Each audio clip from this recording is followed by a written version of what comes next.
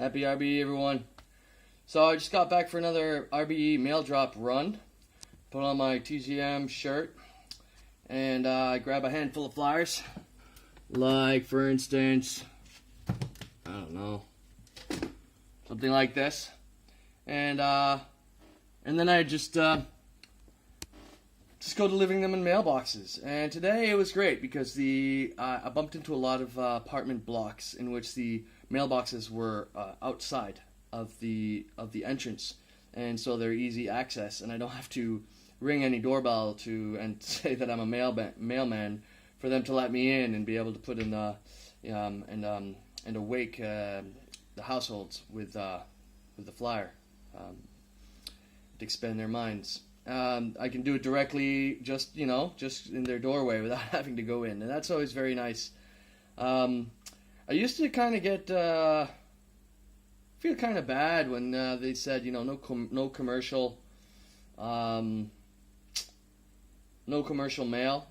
But actually, no, not when they say that, because obviously these flyers are not commercial at all.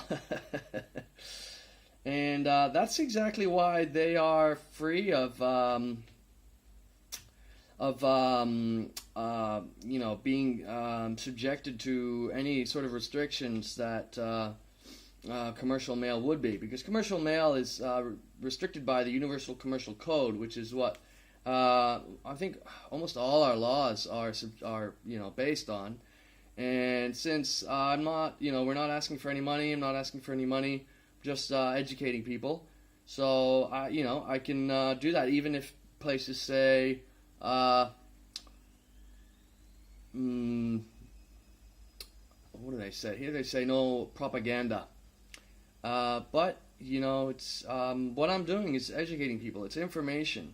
It's useful information. I'm not asking for any donation or anything. So it's valid. For instance, in France, some stickers on mailboxes, they'll say no propaganda, but community events, yes, or something like that.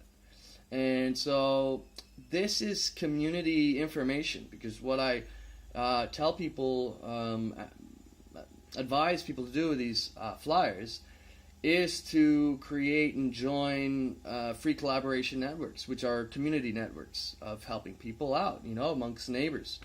So, it's definitely valid information to hand out to anybody. And so what else? Updates recently. Well, I've been working on getting the sound better in the store window, because the sound through the window, the store window pane, the window is very thick, and so the sound wasn't getting through it all. And I found a little hole in the top of the window, the store window. There's a little hole in the wall, and I worked at getting the speaker close to that hole. So the sound is a little better now. I have to make the wire of the speaker, I'm gonna cut it and make it longer, so that I can put the speaker directly on the hole, and that way it will be right connected to the street. So there won't be anything between the speaker and the street, and that will definitely give good enough sound. But yeah, the TV kind of lasts. It stays on only for a couple hours or so, or 3. And then it turns off. So what I've done is I put the remote control in my entrance. So every time I go outside, I go to the street, and I see the TV off, I'll grab the remote control and just turn it back on really easily. It's a little pain in the butt, but it's not that hard, What else? I'm working on giving another part of the donation to Perry Gruber. I'm in the process of donating a significant amount to copiosis. So I find it's a very important project to find ways to evaluate goods and services according to how much they benefit society and ecosystems. So that's very important for us to find ways to do that, to measure our contributions and services and products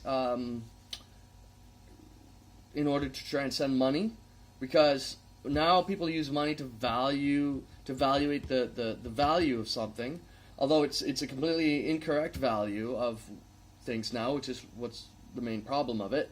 We have to find, in order to transcend money, we have to find ways to evaluate services and products in another way, in a way that actually corresponds with their actual value, their contribution to the common good of ecosystems and society. So yeah, I really find it's a great project, and we need to support it. What else have I been working on recently? Okay, yeah, this week I'm going back to teaching. So I teach English as a foreign language here to all ages, private lessons, and I do that for free. And so it's a great way to show people, to give an example of free collaboration. And I'd taken a break, so I'd to work on I had leaks in the roofs, and I'd fix those. But now they're better, and so I'm going back to teaching. I teach 2 afternoons a week, and so I'm going back to that today. And then people experience, just free collaboration, and it opens their mind. And thanks to that, actually, is how I got invited to talk at the school, the high school. One of my students, she works at a school, and at a high school, and so she organized the event for me to go and give the talks there. And so, yeah, that's how things spread. We give example, we help people, and then they experience it and wanna keep that, pay that forward. So, as always, I say happy RBE to everybody instead of goodbye, instead of you're welcome. An easy example is I'll say, for instance, someone will ask me, "Oh, could you pass the salt?" And I'll say, "Yeah, sure, here." And they'll say, "Thanks," and I'm like, "Happy RBE." And it just spreads the word in very simple, funny ways. I'm still doing the Dove handshake. Anyway, that's quite a report for today. Sorry, it's too long. It's kind of long and boring. Anyway, keep up the good work, and remember that we will end war, poverty, terrorism, and create a sustainable and just future for everybody, simply by telling one new person every day that now everybody can live a life of luxury in a resource-based economy. Happy RBE.